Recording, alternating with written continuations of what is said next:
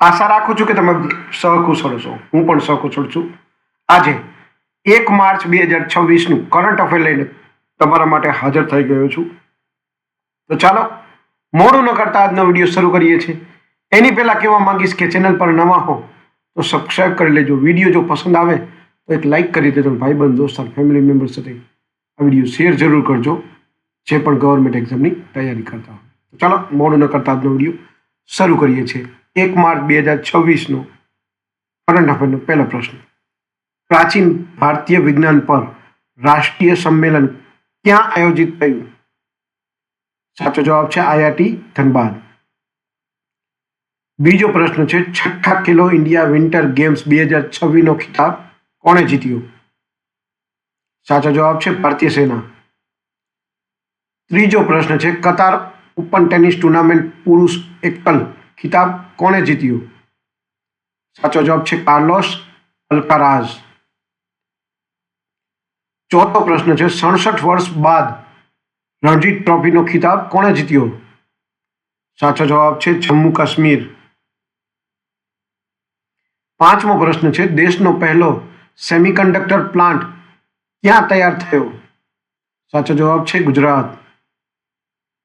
છઠ્ઠો પ્રશ્ન છે, વિશ્વ નાગરિક સુરક્ષા દિવસ દર વર્ષે કયા દિવસે મનાવવામાં આવે છે?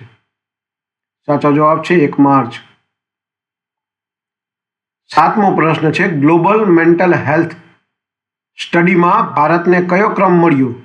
સાચો જવાબ છે 60મો. આઠમો પ્રશ્ન છે, ભારતીય વાયુસેનાએ વાયુ શક્તિ 2026 સૈન્ય અભ્યાસ ક્યાં કર્યો?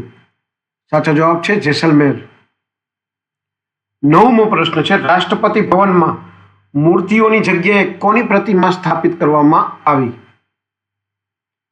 સાચો જવાબ છે સી રાજગોપાલાચાર્ય.